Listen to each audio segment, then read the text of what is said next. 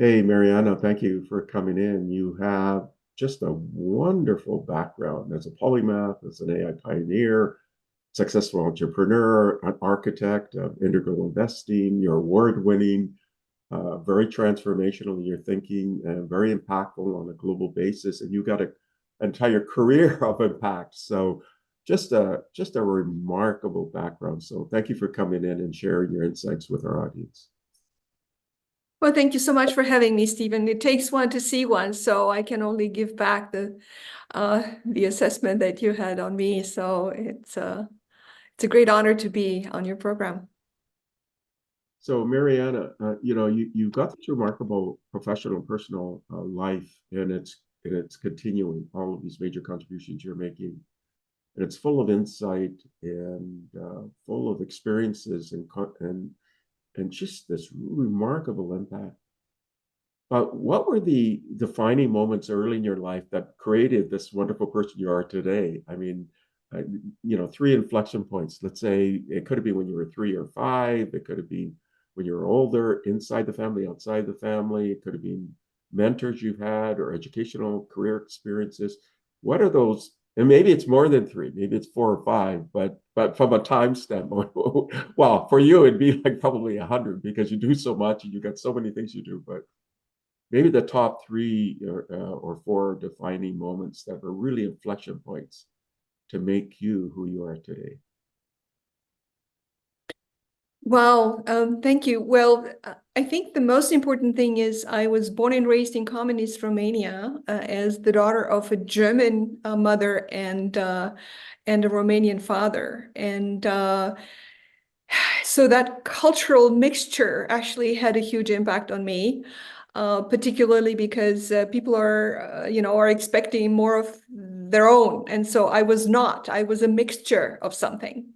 And so they gave me a hard time, but there were quite a few teachers, and we're always standing on someone else's shoulders. We're never alone in what we do. So I had a wonderful, wonderful math teacher who helped me build self-confidence, and she supported me in my talent. I just loved math, and that was a wonderful way to persevere and to get out of poverty. At least that was the party line that my parents taught me. So we were very poor. I went to school very often without food. The nutrition was terrible. We were really, really, really poor. And but having that opening in school, and also the party line of the a socialist system, a communist system, basically, that says everyone is equal, and if you only work hard enough then you can get out of poverty. I believed in that, and that helped me well, gain self-confidence. Eventually, my parents didn't tell me about what was true in reality going on in the background, because otherwise I would have spoken up, and I would have made a lot of enemies and ended up not in a good place. But eventually, they saw that there was no way how we could thrive and survive in communist Romania. And based on my mother's heritage, whose family was basically in Germany, we were able to leave Romania. Ceausescu sold, his German citizens to Germany, for instance, that paid per capita a certain amount of money. And so at age 16, my parents and I left and immigrated to Germany, where, that was the other extraordinary next step in my life, where I ended up studying computer science at the Karlsruhe Institute of Technology. And I never really liked programming in Pascal. That was the language that we were taught. And but in 2003, there was the International Joint Conference on Artificial Intelligence that took place in Karlsruhe, and I got in touch with artificial intelligence 41 years ago, which of course introduced me to object-oriented programming, rule-based development of rule-based systems. And I saw, oh my God, there is actually a way of doing computer science that supports human thinking rather than building your thinking in a weird way in programming. And so I followed that route, eventually was sent by the German government to an exchange program to Stanford University. That yet another, it changed my life entirely. And so that's how I ended up in Silicon Valley doing artificial intelligence applied in chip design. It was at the back then we spoke about expert systems as one part of artificial intelligence, knowledge-based systems, which I applied in very large-scale integrated circuits. And then I followed in a career in high tech and top executive at Oracle Corporation, Hewlett Packard, that was actually previously called, Digital Equipment Corporation, that was sold to Hewlett Packard eventually. And so these were the major steps. But another important lever or a level of development that had an influence on me was in the mid-90s. My husband and I, who followed me at Stanford, to Stanford, we saw Mosaic, the first internet browser. And we knew the internet, and we knew that a new era was starting, the exponential growth of everything. And after a failed attempt in Silicon Valley to start up a company that would help build internet presence and web developed applications and so on in the Valley, because our partners back then didn't understand what the hell we were talking about. It was at the same time when Elon Musk was in the Valley building his own new startups. We came then to Germany and wanted to help European companies get onto the internet, only to find out that people didn't know either what is the internet. This is what the telecoms does, telecommunication does, and so what is the internet and what is exponential growth and so on and so on. So we found out that people, in order to get an internet presence, they needed to get internet access.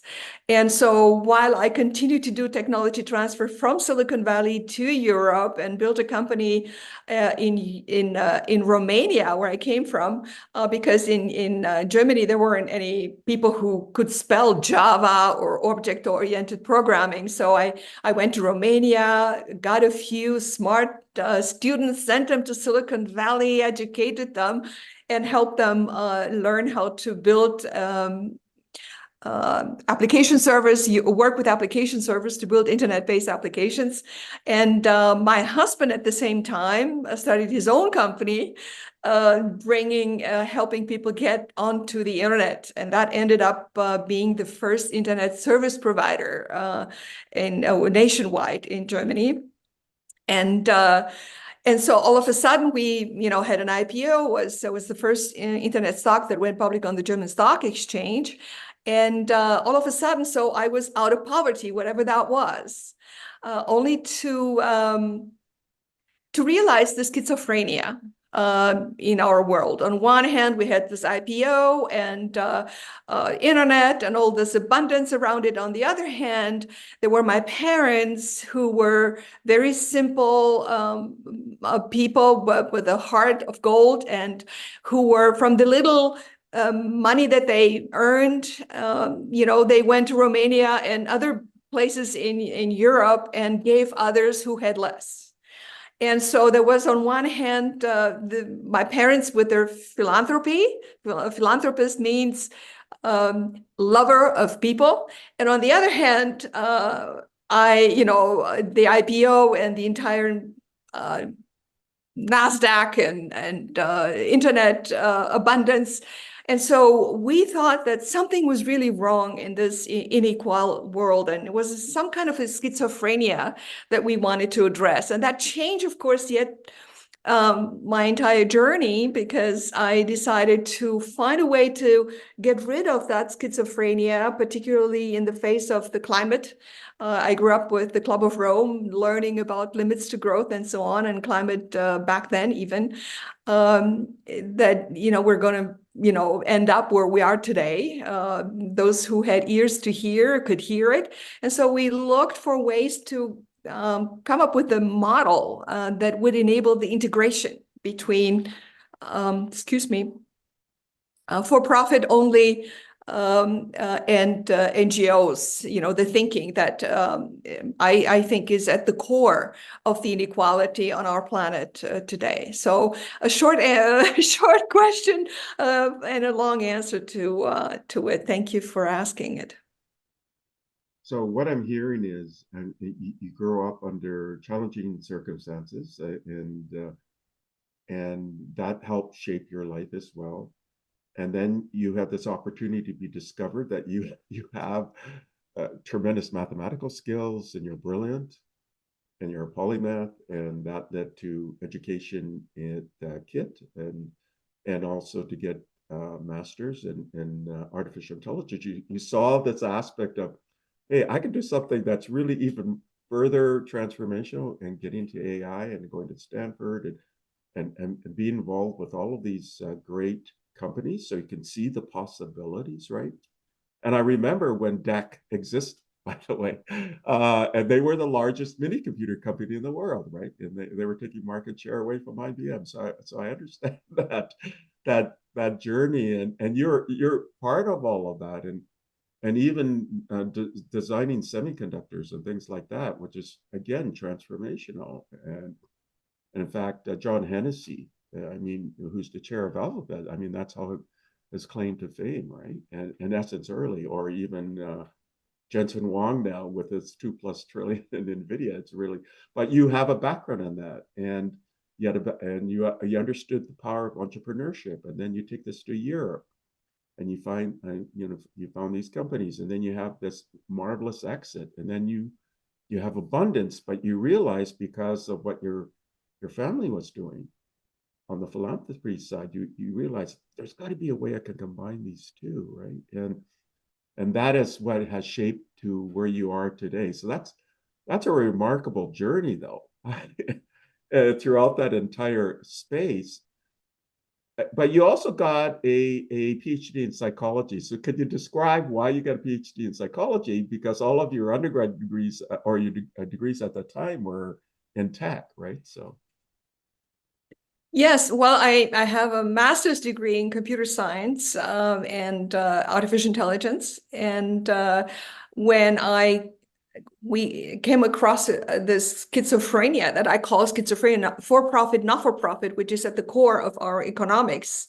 The way the global economy and individual national economy work is the separation between the two. So on one hand, you have the maximization of profits in the financial industry, and on the other hand, the not-for-profit sector, who is trying to balance it out. And so during the day, you go to work and make a ton of money, including, Wall Street and so on. And in the evening and the weekend, you go to fundraisers and donate to, to alleviate some of that inequality. So I was so interested in finding a way to really integrate that, and maybe provide a means to, increase the abundance at larger scale, and also some form of redistribution, because noblesse oblige, as we say in French.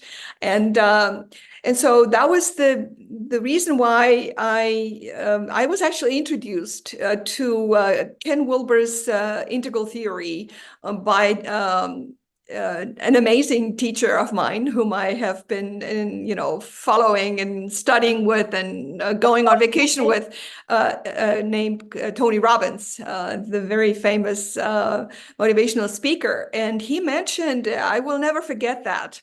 We were traveling around the world. It was back then, with Tony Robbins and a handful of friends. We were sleeping in some Bedouin tents out, in the desert, in the Sahara Desert outside of Morocco, when during an evening presentation, he introduced us to Ken Wilber's integral model, and about, evolution of consciousness, and evolution of societies, and evolution of cultures. And I thought, wow, that makes a lot of sense. So we move from an egocentric mindset, like where the world is all about me, and we all know, who have children or have been children, when you're small, it's all about me and maximizing that ego. But in a healthy family, in a healthy societal environment, we graduate to what we call the ethnocentric. You know, we want to become part of the tribe, part of the group, and want to belong. Like when we're 16 years old, and but then later, when we go to university and earn a little money, then we see that, wow, we don't live alone. We don't even live in a single village or in one nation. We live in the world. And particularly today, through technological advancement, we live in a global society where everything takes place at the global scale. And that's what the Club of Rome participated in my education by bringing this awareness that in my mind that the air doesn't stop at the border between France and Germany, or Canada and the United States. I mean, we all breathe the same air. We all share this one little beautiful planet that is unique thus far in the universe. And so I then wanted to study more. I wanted to know, what is this? Who is this guy, Ken Wilber, who has come up with this, this amazing philosophical understanding, meta theory of, where we're from and where are we going, and what is the bigger context in which we operate. And so that's why that was I wanted to meet this amazing person, Ken Wilber, and I decided to get a PhD in philosophy and psychology, and this is what I ended up doing, and that became then the foundation of integral investing, because it's called integral theory, and this is the report to the Club of Rome and the World Academy of Art and Sciences that I wrote, which is at the foundation of how we invest today, how I build companies today, because resources are always limited. And if you really want to have an impact to address the grand global challenges, which is what we're in the middle of right now, then we need to make sure that we invest in the people with a global mindset, with the world-centric mindset. They get the resources necessary in order to make the dream come true. And of course, as a technology person, I believe that I know that technology is key to making the world a better place, because it creates the abundance and it helps everybody at the bottom of the pyramid. So this is why I got my PhD in psychology, because I needed to stand on 2 feet. On one side, the technological aspect, the computer science aspect, the artificial intelligence, and on the other, the interior aspect. Who are we as human beings? Because we're here for a limited, short amount of time. And how can we contribute and give back to the world?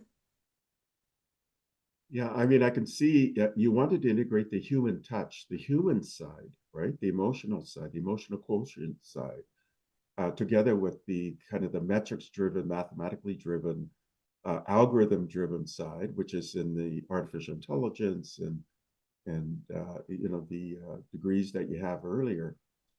But then that lends to the foundation you had with your parents, right? Where the philanthropic side, but how can we do it on a global basis? And as you mentioned, you saw some early signs even many years ago with the Club of Rome, right? Because they look at things in a very holistic way, and it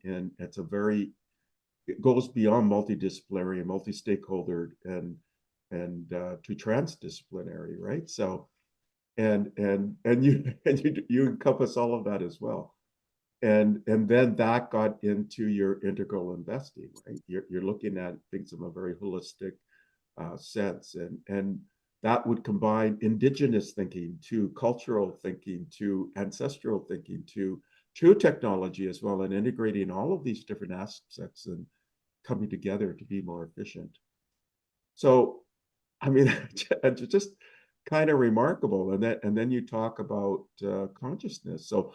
So let's get into some of those aspects, and then I'll go back to your integral investing and your philosophies there.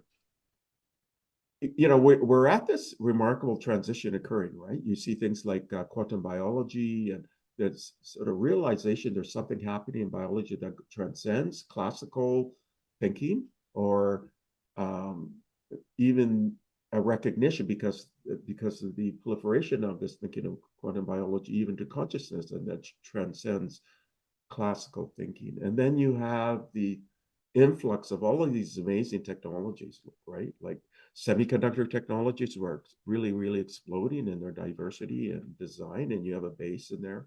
AI machine learning, of course, is just exploding again. And in fact, in Canada, our Prime Minister just announced a $2 billion investment in the Canadian AI infrastructure and startups.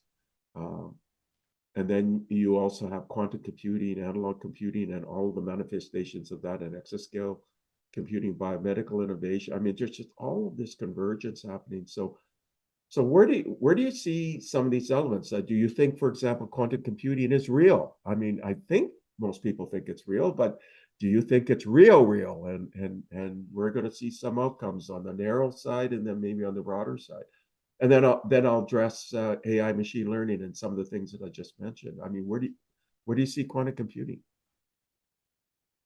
I am an investor in quantum algorithms and fusion reactors, and because the future, everyone talks about AI these days, of course, but artificial intelligence didn't fall out of the sky last year, as we all know, and it's been around for a long time. But the future is not artificial intelligence. The future is actually quantum technologies combined. We're using artificial intelligence to dig deeper into addressing humanity's grand global challenges, and helping develop technologies that will help us address the grand global challenges, which for me is the biggest challenge we have is climate change.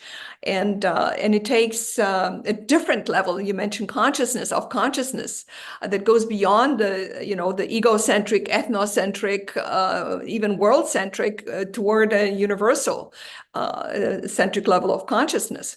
But that's and so I believe, and this is of course needs to be determined right now. Quantum computers do not exist yet, but we're very believe that they will be coming online within the next 10 years or 15 years, so not 40 as was true for so long. And but in the meantime, there is there are quantum algorithms, quantum-based algorithms that very, very smart people, much smarter than I am, people are developing to build the gap between today's traditional computers and quantum computers, and using the technology to address, to develop new security algorithms, to address new communication algorithms, that could work today and could show today that solutions are possible, using quantum thinking, quantum algorithms, and bridge the gap until the quantum computers are available. One of the investments that we made is KIPU Quantum, KIPU Quantum in Berlin. Some extraordinary people who are all PhDs developing these algorithms, and many companies who are investing heavily in this. So yes, that is quantum safety, quantum security is a big issue right now, as we all know. As when we live at the time when people are collecting our data and secure data from banks and governments and so on, in order to be able to decode it by the time quantum computers are available. So the safety aspect, the security aspect can be addressed today with such algorithms. And this is a huge development that ought to occur, and which we're supporting with our investments and publishing and speaking around it, because there is a lot of hope. No matter how split and polarized our societies are today, there are some very smart people who are doing everything they can in order to prevent us from doing bad things to ourselves.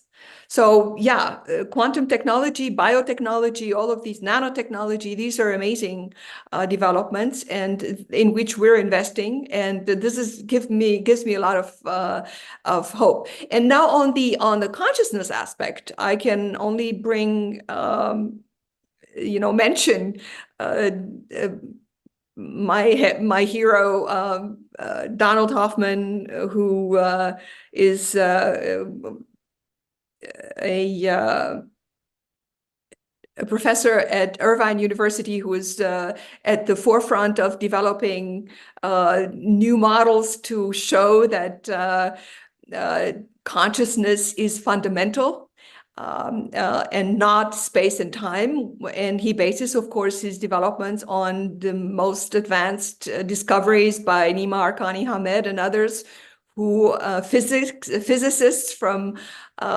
Princeton and other major universities, who have discovered systems beyond space and time, beyond the relativity theory and the space and time notion that we currently have of the universe. But this is way far out, so maybe we would like to talk about this in more detail at a later point in time.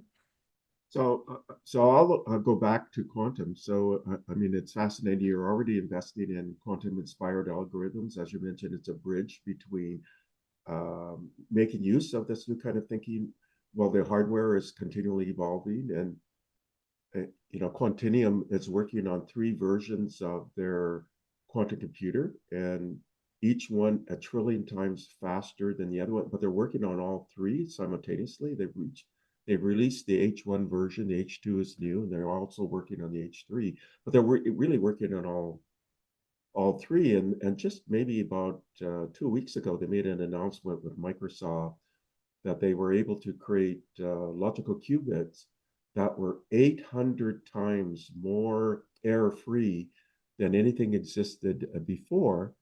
And what they're suggesting is that they can now scale this. So they basically have, they think, a fairly stable qubit, and they did 4 of them, and they believe they can scale this. So this gets to an earlier, probably universal quantum computer. And then Microsoft released Microsoft Quantum Elements, where they solved the problem using this concept of inspired, plus some of the early work in quantum hardware, and together with supercomputing, and they developed the new batteries. So I think it's going to be earlier, even in the practical application. They'll be narrow, or this N-quantum Monte Carlo simulation technology, which is quantum inspired, which has already been released, right? And then has practical applications in business and also in physics and so on. So I think, I mean, and you're investing, which is rare. It's rare for individuals to be investing. Normally, it's like countries or things like that, but you're personally investing in these areas. So I think that's just remarkable. And you see you have the insight to take these bets, because you realize the implications it's going to have on climate. You talked about your work and your interest in consciousness, and I'll get back to that later, depending on how much time we have.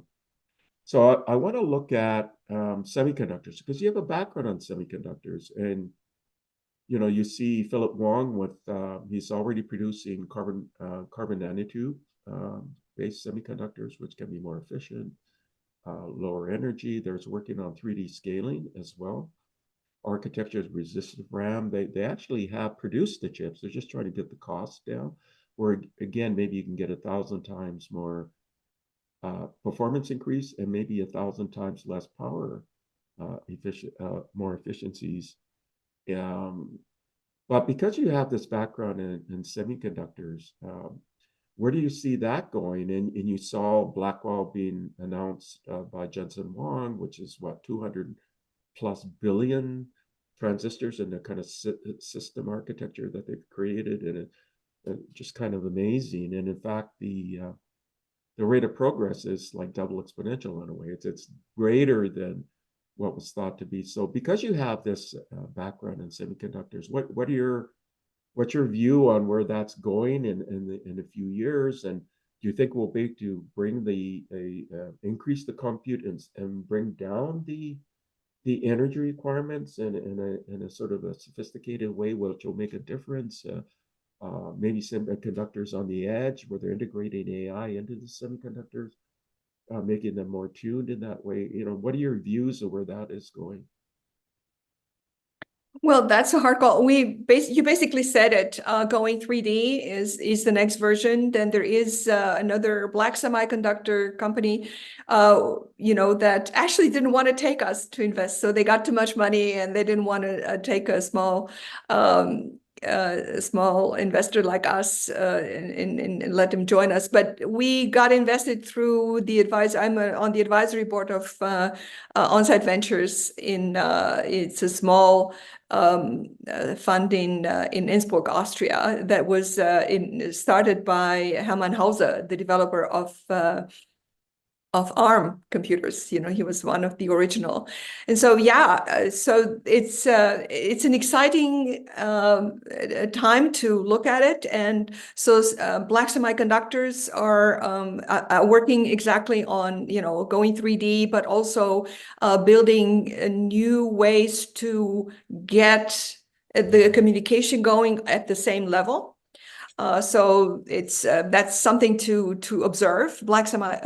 I think it's black semiconductors, yes, in 3D. And of course, as you said, I see it in Switzerland. Actually, there are quite a few extremely smart people from the ETH Zurich who are also using artificial intelligence to develop new semiconductor technologies, and also embed some sort of artificial intelligence or software into the technology itself.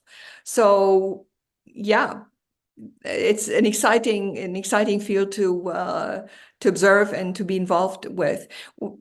But at the same time, there are so many extraordinary developments. You mentioned biotechnology, quantum technology, semiconductors, and also verticals within the area of healthcare.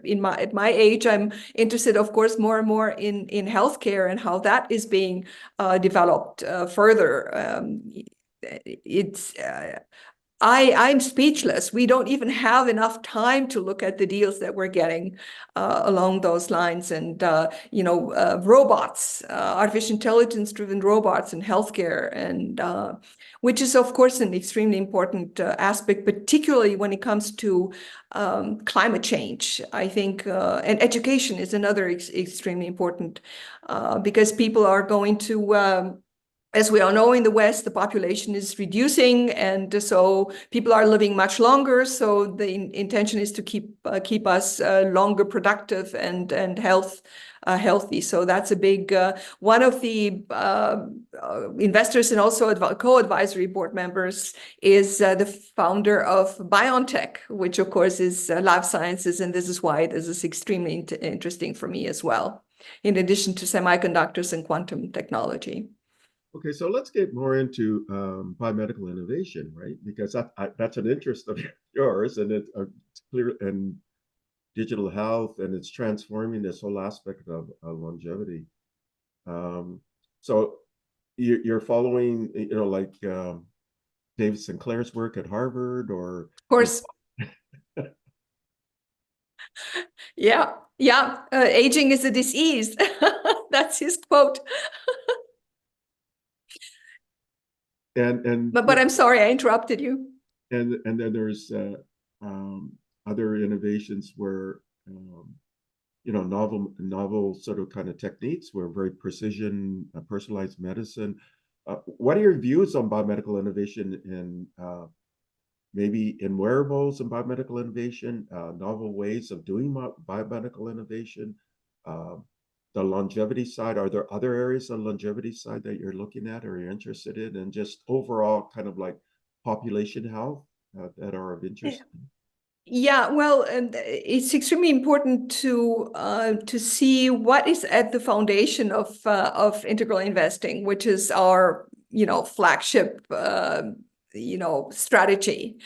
And so the top priorities, and this is what I think we need to focus on for the next 10 to 15 years, is what we do with respect to climate change, and how do we help transform the major industries, from energy to transportation to food to healthcare, for the large scale of a population on the planet, while reducing the CO2 emission.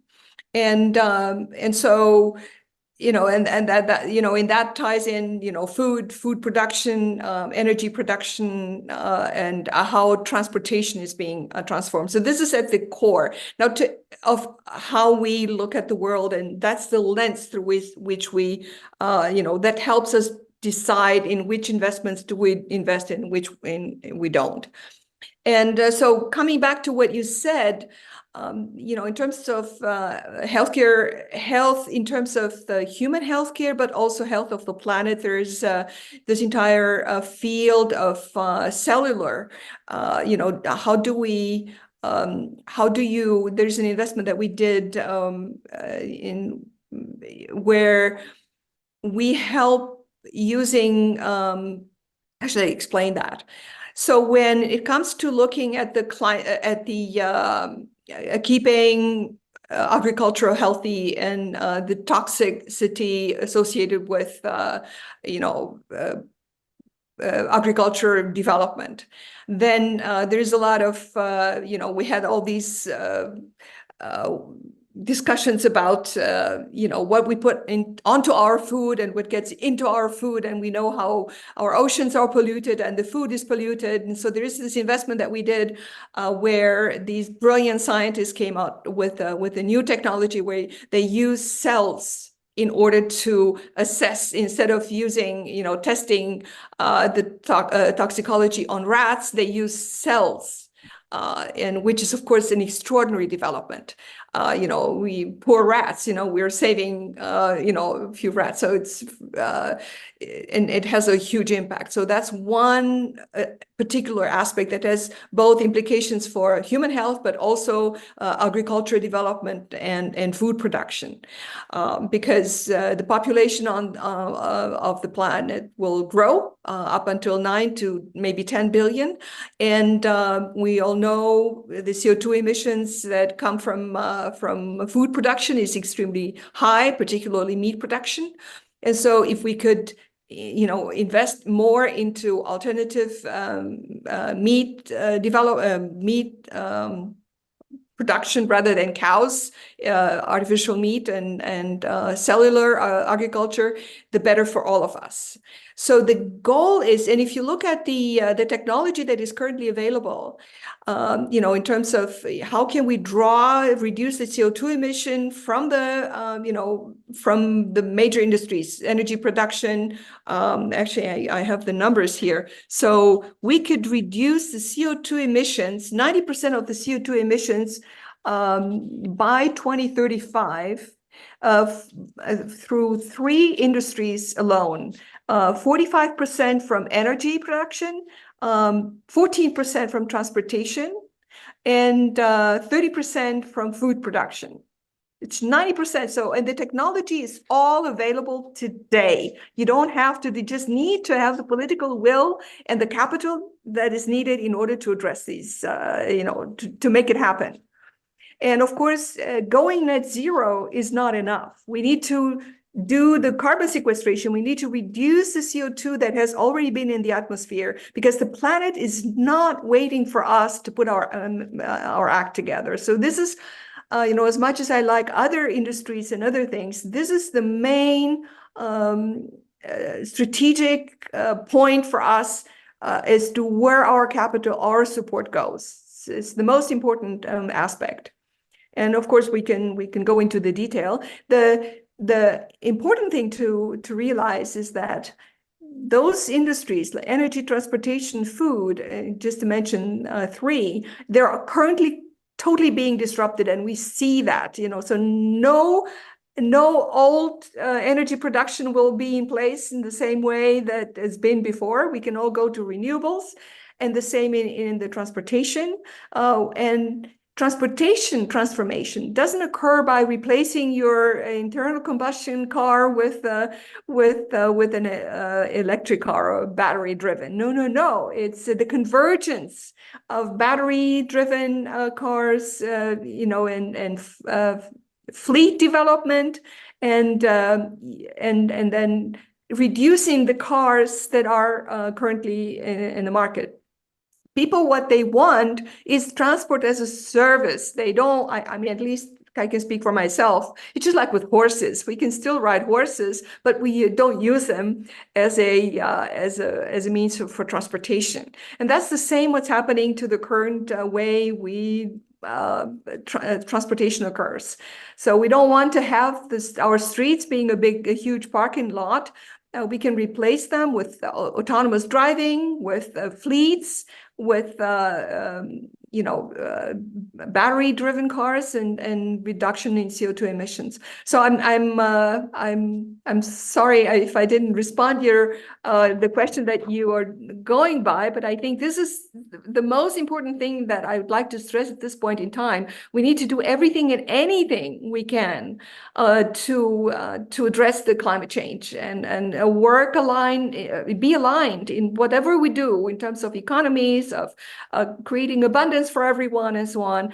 Be aligned with what the planet wants, because there are 9 planetary boundaries it's the operating system of the planet, in which the planet can operate safely for us and help us thrive. And 6 of them have been broken. And so we need to go back. Otherwise, the planet won't be able to sustain life. And we see that every day. I mean, we're now in April, and in the weather, is just like in May. Everything is blooming, and that's not normal. Yeah, and in fact, it's over 12 months now. It's like it's heading to a year and a half of over 1.5 degrees centigrade, and it's rising, right? So, and as you mentioned, we've hit so many different tipping points. Whether it's unlocked methane in the Arctic is defrosting, basically, right? I mean, they're just all of these elements, and then you talk about food and disrupting that space. I mean, we can grow food in bioreactors. We don't have to have animals, right? And on energy, as you mentioned, thinking of transportation differently, where we used to think everybody has to have their own vehicle. You don't have to have your own vehicle. And the existing vehicles that are out there, we could use other means of driving the energy sources for those. And individual vehicles are underused. And so that's what you're saying. It becomes a service. It becomes shared, right? And also that's why you're investing in fusion, because you realize that we have to have other kinds of energy beyond also renewables, and renewables are not enough, right, to meet the gap. So I can see all of these areas that are converging, and then of course there's health, planetary health. And I love the idea that there are these 9 boundaries, and we've exceeded 6 of them. And do you have a book that people can, or a report that you can, I can point my audience to, that, or maybe it's in your profile, that is in the, That's the book. Okay, that's great. Okay.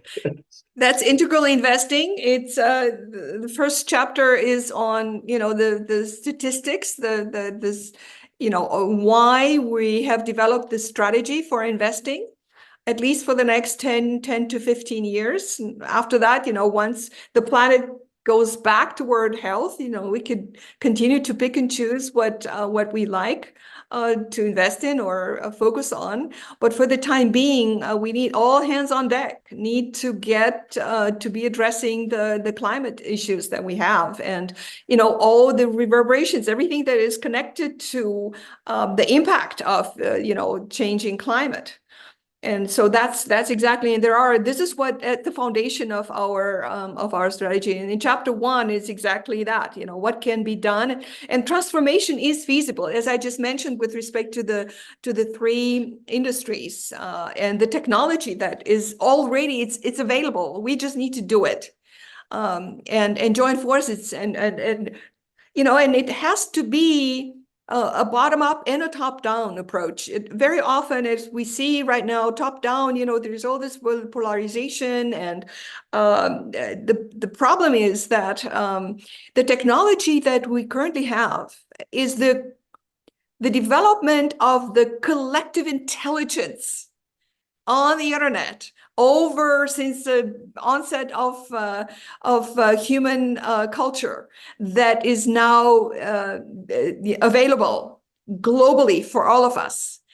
But when it comes to the usage and the application, the polarization of the society is just like individual groups and people who are hijacking, who could never have developed the technology that we have right now, but they're hijacking the cultural mindset of people. And this is when we're talking from a CEO, I'm looking for, I'm looking into companies and speaking to CEOs all the time.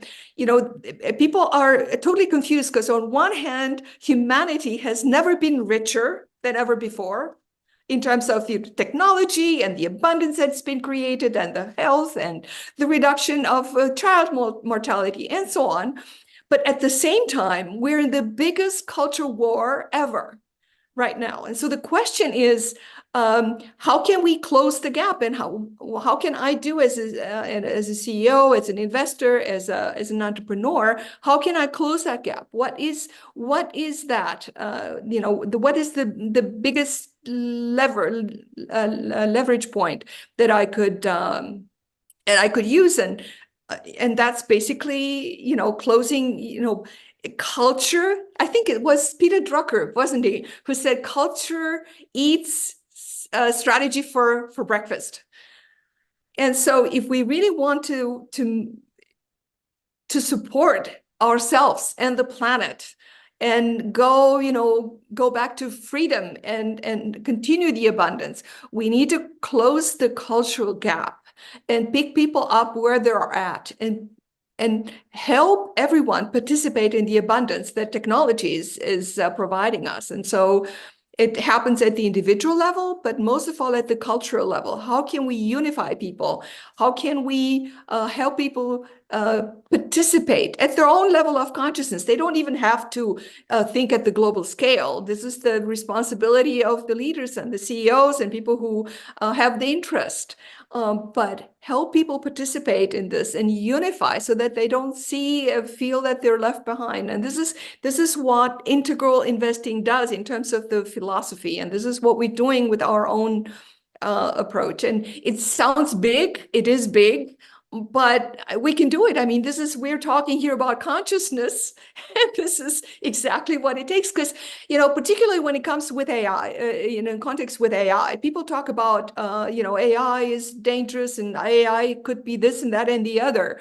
Well, intelligence is not one. You mentioned it before. Intelligence is cognitive intelligence, which is at the foundation of our artificial intelligence systems right now.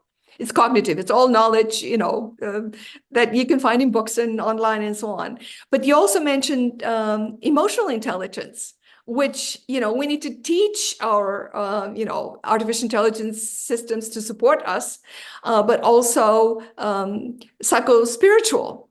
So intelligence is a coalesces into many, many different kinds of intelligences, cognitive, emotional, spiritual, and psychological, and so on.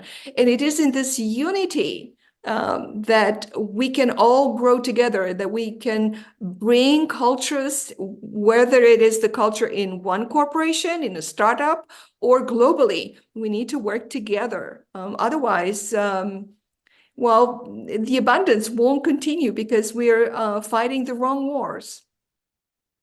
Yeah, I mean, definitely all of the paths we're on are there to solve all of these major issues, right? So, and a key or hub to this is your book, Integral Investing, which is available.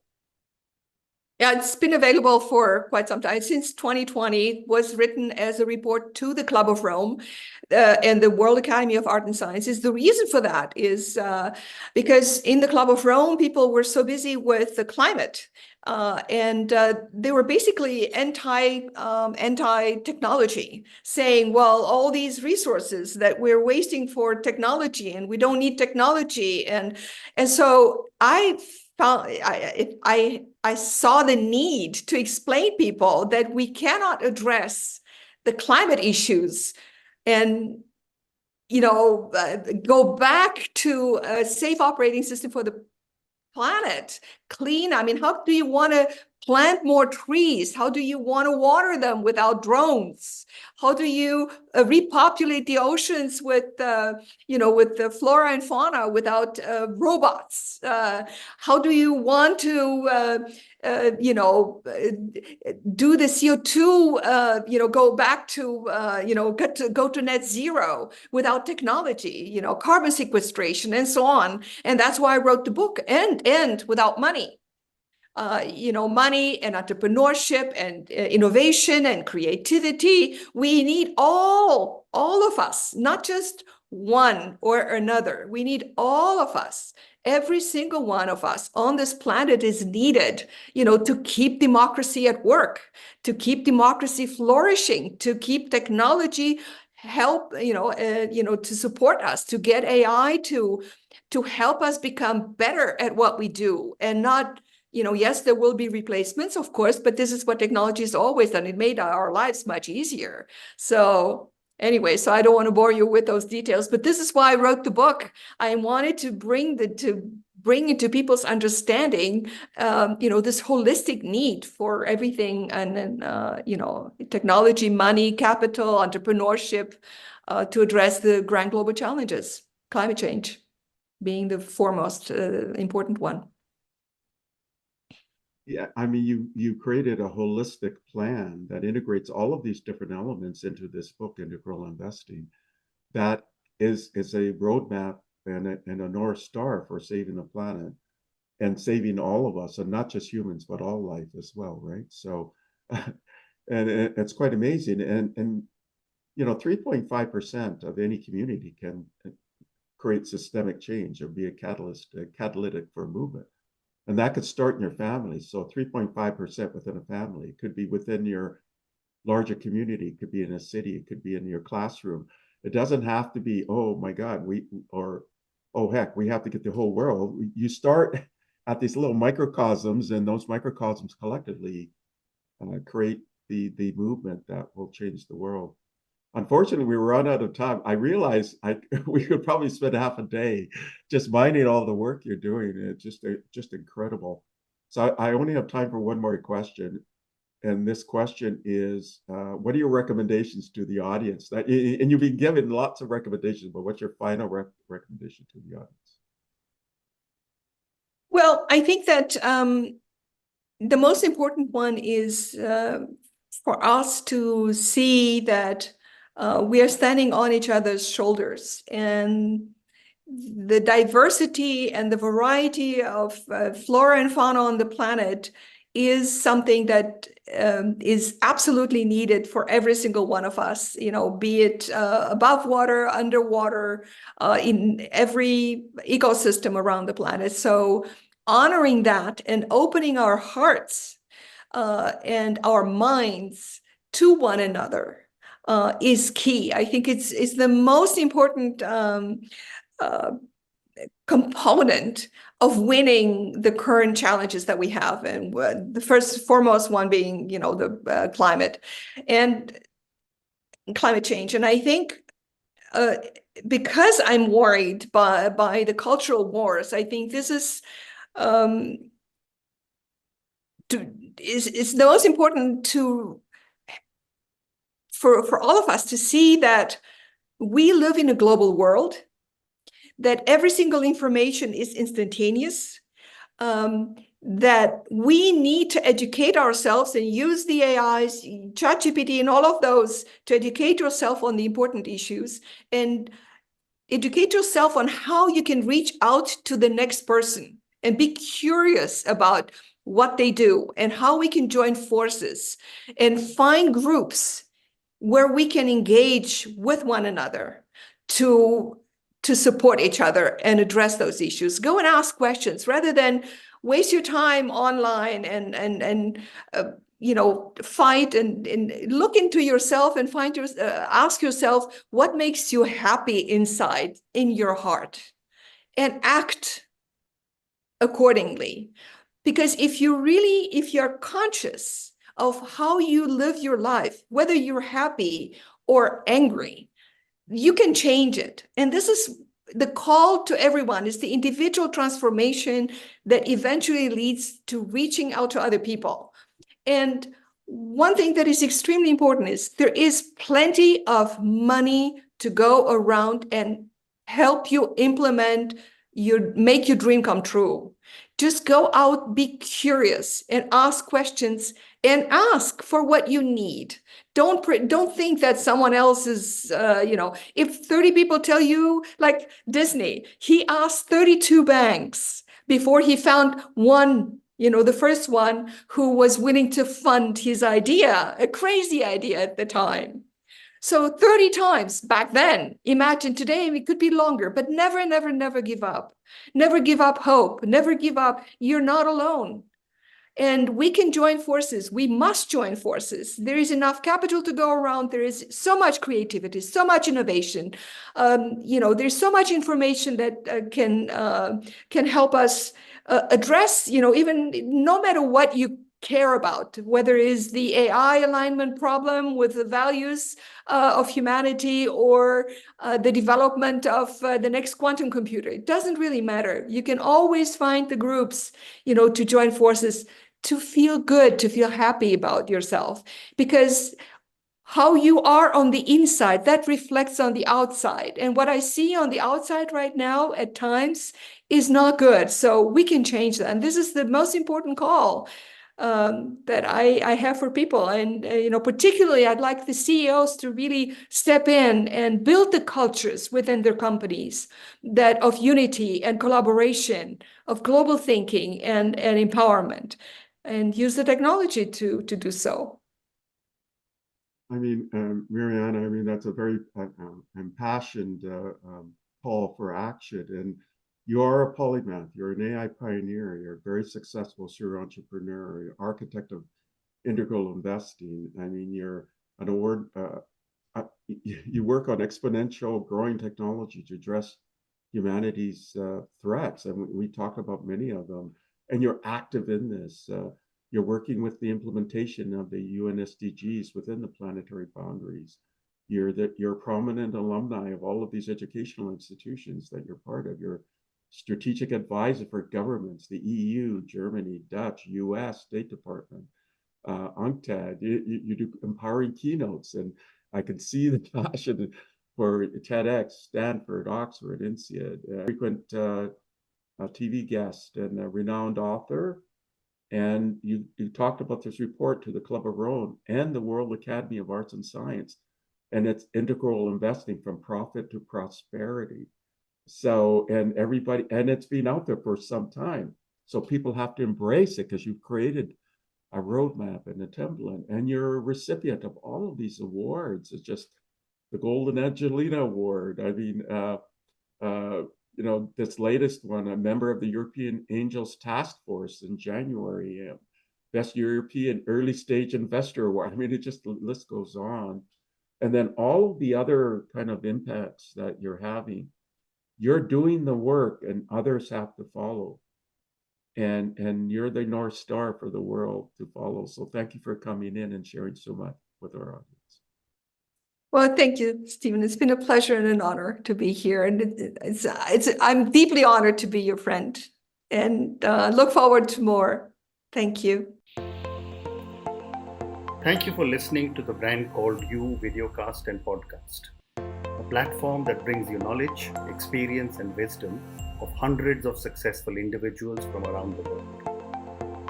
Do visit our website www.tbcy.in to watch and listen to the stories of many more individuals.